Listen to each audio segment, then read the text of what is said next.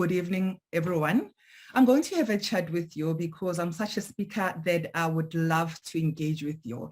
I believe that learning is on this platform. I will be sharing also what I know. As Tato has said, my name is Sibiya. I'm a founder of Extraordinary Ripples, whereby I do consulting and coaching leadership related. I'm also a co-founder of Heartfelt Effects, whereby we look at women's wellness, but men are also welcome. So in this journey, I'm going to share a bit about myself so that you can learn from me how I was able to face myself in the world, and perhaps you'll be able to face yourself as well. My awesome memories of childhood, when I was really growing up, it includes mountainous meals of me having mealy meal and mashed potatoes. During that time, balancing between carbohydrates, vegetables, and proteins was not part of my life. I had to have gratitude with what was given to me, what was put in front of me, because if by any reason I would show that I was not happy about what was put in front of me, it meant that I would have more chores. But then thinking back, my favorite meal was when we were eating pap and runaways. Those who don't know what runaways are, those are chicken feet. So for me, that was my moment. As I was not worried about balancing the carbohydrates, and I just had to jump up and down and realize that life is so precious. And I know previously I have struggled with weight, either going from yo-yo diets or going for fasting or whatever that somebody would encourage me to use or to do in order to reduce who I was. But the reality was that whatever I was trying, I was not disappearing. My weight was what it was. Yes, it will reduce a bit, but it was what it was. And I wish I was able to love myself then the way I was. Then when I got married, the first thing that I said to my husband was that weight discussion was forbidden in our marriage. And as a result, I expanded and expanded and expanded. The more I expanded, the more I bought bigger clothes. Then problem was solved. Years later, I met an old friend of mine, and she was looking ravishing in my own standards. And I remember us having awkward kisses and hugs and, speaking to each other. And the first thing that she said is that, "Oh, my friend, if you did not greet me first, I would not have recognized you. You have grown to be a fuller figured woman with a smile on her face." As someone who struggled with weight, silence was my answer. I could feel my heart crashing into countless pieces because I have not seen her in a long time. I immediately went to my favorite grocery store. Then I had my pity party. I bought my favorite tiramisu gâteau cake and twin roof ice cream. Arriving home, I immediately had a pity party. The following day, I had a meeting with my ex-colleague.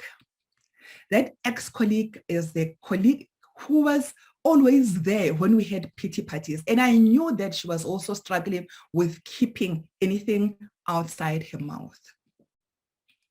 When I met her, she was so reduced. It was like she has disappeared. And I greeted her. I don't know how I was feeling by that time. And the first thing that she said is that, oh, my friend, you look great. By that time, my mood picked up and I was able to share with her what I wanted to share. Why am I telling you this? I'm telling you this because with an ex-friend, I felt pity for myself and I allowed myself to have a pity party even after seeing her after a long time. But then from there to the other ex-colleague, I learned, it was just a matter of a day. I learned that I can be a different person. And learning to be a different person was not easy for me because I really had to go in front of the mirror and ask self, who am I? And I know Tato said that who am I is a very difficult question. And most of the time we want to really dig deeper into it.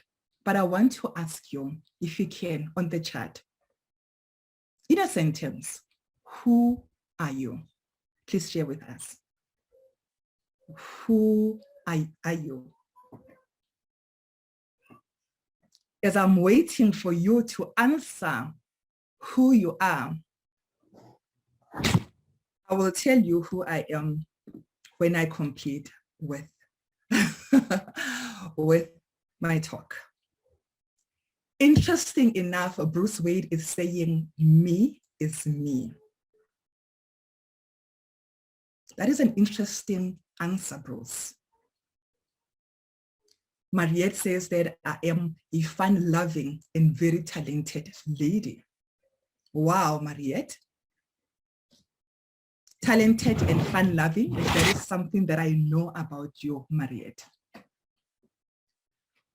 Who am I? David as a helper and a messenger. And I know that you will describe who you are in different ways. Normally, when we are asked, who am I? We normally share according to what we do, our hobbies, our roles, and everything else that comes to mind. Bruce said, me is me. And I love that because Bruce is reminding us that we are human beings. We are not human doings. It's not about what we do, but it's about our being. I call myself a ripple creator because I believe that wherever that I go, I am able to create positive ripples. So going back to facing myself and my weight challenges, the first thing that I learned to face myself, it was self-knowledge. There's a saying that says that knowing thyself is the beginning of wisdom. And I think it's Aristotle who says that. That is the truth. We need to know ourselves. But how do we know ourselves? Yes, we can know ourselves in different ways whereby people can tell us who we are. But there are different ways. There are even different tools that you can use. For instance, if you want to know about self-awareness, you can use something called the Johari window. You can Google that. When you want to know who you are, you can do a SWOT analysis. Yes, we do SWOT analysis for companies, but do we do SWOT analysis for ourselves? We have something that is called key performance indicators, but do we have personal performance indicators for ourselves? As leaders, we are able to do something that is called 360 degrees for our work, but are we able to do the 360 degrees for ourselves? Self-knowledge is about actual knowing yourself as a person. There are different factors that would contribute towards that. Your physical world, that is your height, your weight, your eye color. I know in some cultures, eye colors do not even play a part. There's also social comparison, whereby you are comparing yourself to other people, whether they are better off or whether they are worse off. There's also factors like introspection, whereby you need to look inwardly. Those are your thoughts, your feelings, your motives, your desires, and also self-perception. How are you seeing yourself? And not forgetting the reflected appraisal, whereby you are seeing yourself through the eyes of other people or how other people are viewing you. So self-knowledge is important so that you can face yourself. And why is it important? It is important so that you can have a healthy functioning. Johnny was telling us about, taking care of ourselves. And I really agree with her, because self-care is being selfless. Self-care is knowing how to love yourself. And yes, you told us we can start by sleeping. And meeting her years back, I was sleeping 2 hours. But today I can tell you that I go for 6 hours. Yes, I'm not here in terms of seven hours. But I have moved from where I was to where I am. Self-knowledge is important. Yes, boundaries, as Tato has spoken about it, healthy boundaries are important. For other people, meditation and affirmation, whereby you look yourself in the mirror and tell yourself what you need to tell yourself. But you need to believe that as well. So self-awareness is an active step towards self-knowledge. And that is an article by Aliki and Zeng in 2020. Yes, you are self-aware of who you are or how you do things. But remember, self-knowledge is important, because self-awareness is taking you towards your self-knowledge. While we are facing ourselves, self-knowledge, as I said, is the important thing. The second thing is self-belief. If you have this knowledge about yourself, yes, it's helping, but you need to believe in yourself. The magic of believing in yourself is knowing that you cannot only dream, but you also need to act. And self-belief is also about the relationships that you are forming with other people, meaning that you need to have meaningful and purposeful relationships with other people. As Brian Tracy says, that persistence is the measurement of your belief in yourself. And also, there is a speaker who says that look at the 5 people that you surround yourself with. Do you have a cheerleader? Do you have a coach? Do you have a mentor? It's not 3, it is 5. Relationships are important. So self-knowledge, self-belief. The third thing is action. Yes, it's good to know about yourself. It's good to believe whatever that you believe about yourself, but are you acting? I mean, I remember when I was coached by Bruce. If you don't know Bruce is somebody who is, if you ask to say, oh, can you send me this? He's even able to send you something while you are still on the Zoom call. And that is something that I took with him.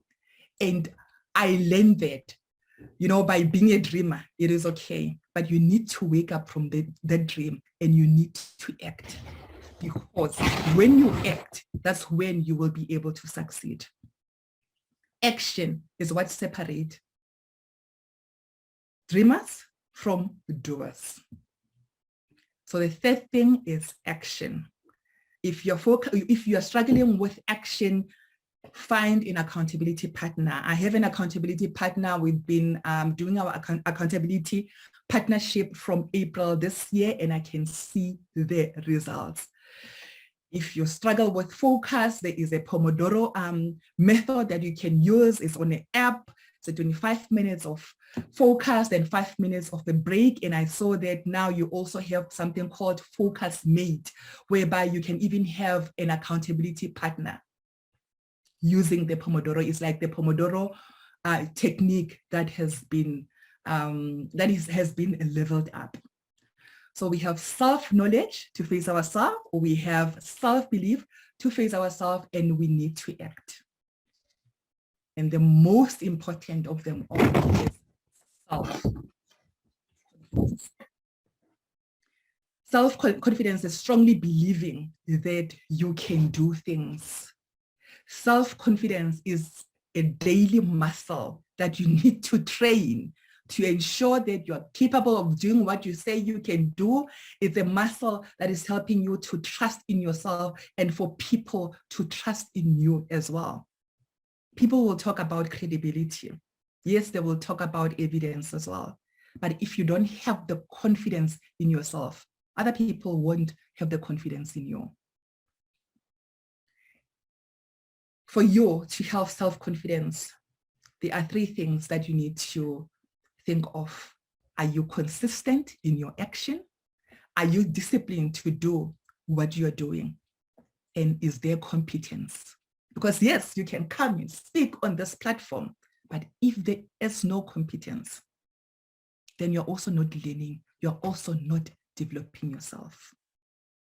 So for you to be able to face yourself, you need the self-knowledge, you need the self-belief, you need action, and you need to have self-confidence to do what you need to do. Yes, we have limits in our lives, but limits are what we put in our heads. So go there and do what you need to do. That book that you've been wanting to write, write it. That course that you've been wanting to enroll on it.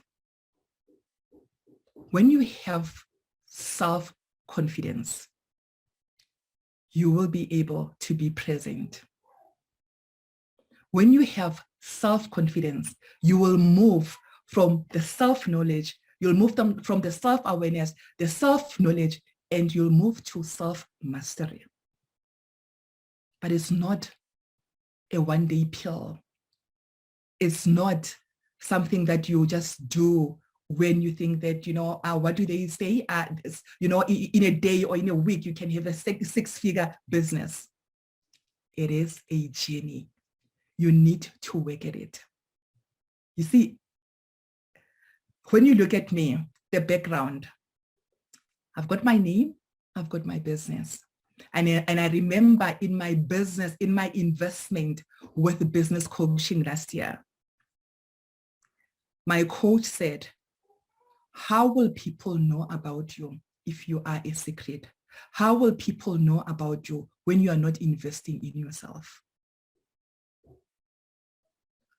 So all these four things, self-knowledge, self-belief, action, and self-confidence, they need to be there for you to move from where you are to where you need to be. It is possible.